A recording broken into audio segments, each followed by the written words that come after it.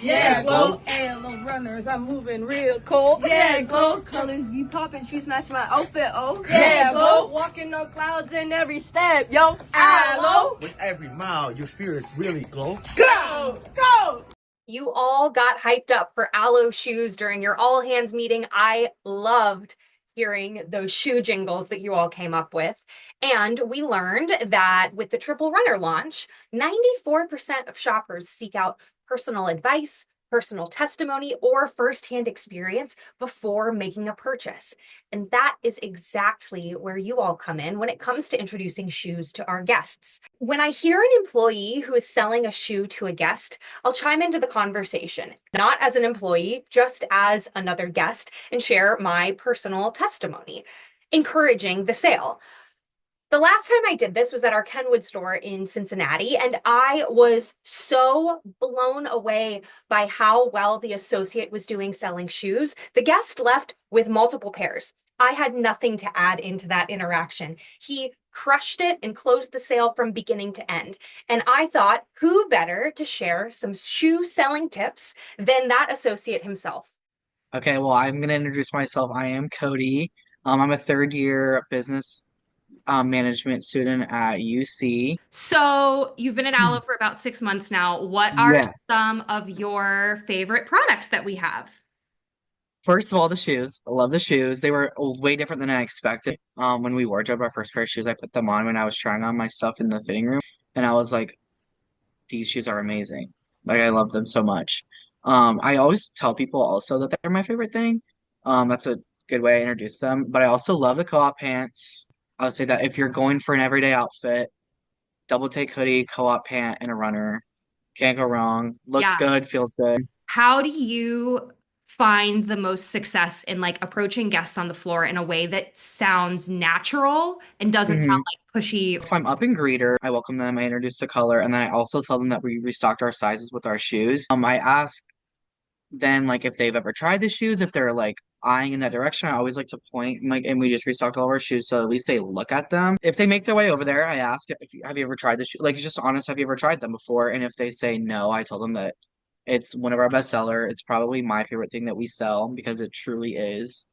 And then I ask which one they have their eye on, and whether that's a recovery or a runner. I kind of go off of that, and then that leads to the try on.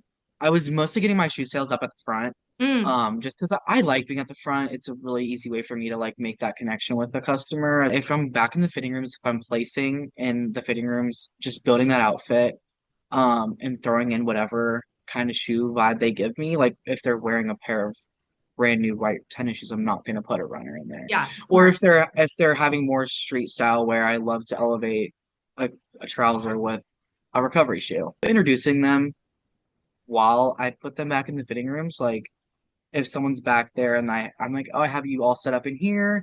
I also threw a pair of our black and white recoveries in there to elevate some of the pants that you have. They're a size 9. I'll be back here if you need any other different sizes. Just so that people don't think they're either A, left in there, or B, they're just in, like, they don't know what size, so they're not going to try them on. Or if they take a look at them and they like them and they know that's not their size, they'll ask me for a different size. Two things that you said that I want to highlight. You said like if someone comes in and they're wearing a brand new white running sneaker, you're not going to give them the runner. I think that's super, super smart and intuitive. You want to be building onto the closet that they already have.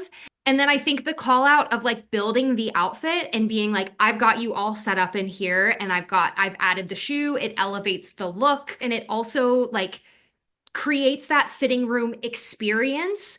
How do you go about like introducing the alternate style if they're trying on the recovery and you introduce the runner, or introducing new colors? Talk to me about that. I do a lot of bouncing one sale off of another. It's a fun way to make everyone involved. If someone's just sitting there, ask like, oh, if have you ever tried the shoes? I think with our interaction, it was the mom was like, oh, those shoes look so cute on you. And I was like, I love them. Why don't you try them on as well? That kind of like universal approach to it, just getting everyone in it, makes it super fun to be back there. If the runners aren't for them, if they're on their feet for long times a day, if they're trying to get into more streetwear styles, offering the recovery mode as well I love introducing the gravel recoveries and the clay recoveries with denim too. If they're already wearing the denim, it's a great addition to their outfit. If they are running outside, you're probably going to want a black runner. Identifying what their like everyday needs are, like what they're shopping for, makes it easier for me to kind of play off of, oh, what color are they going to want? What style are they going to want? Do I give them both? And sometimes they love both. Let me paint a picture for how this can fit into the wardrobe that you already have. I think that goes back to like building trust with the guest in a way that doesn't feel like you're a pushy salesperson. It's like, For sure. nope, we're just having a conversation. And like, I want to talk to you about all the ways that this shoe or this sweatshirt or this magnesium spray, whatever it is, can fit into your life. Yes, last night I had a really great experience with two guests. They did try on the shoes. They like matching. So I introduced them to both of them. Unfortunately, I didn't get a sale out of them, a shoe sale. But honestly, we were basing, like, even though I didn't sell the shoes, I was still basing their outfits and their needs around the shoes. First time shoppers.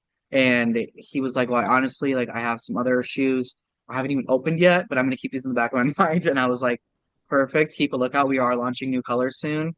Even if you don't get the sale, you still can build off of it. And that guest is going to come back. They're going to remember you and they're going to, like, you've given them a reason to come into the store and buy from you all versus just going online. It was also a good experience for me to like take away that, hey, I didn't get the sale, but this is what I can do based off of introducing the shoes in different ways.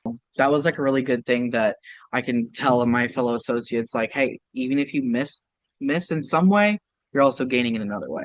Every day we always have a goal. 70% of my yeses start out as an awkward conversation. How do you move from the awkward to the like good conversation? Because this is something that like I experienced firsthand too, and I want to know what your thought behind that is. If you introduce the shoes and they're kind of awkward about it, I like to move on to something else. Reintroducing the shoes later when I find out what color they like, what kind of things they're shopping for. Because then, like, once we warm up, then we can start rolling with the shoes again.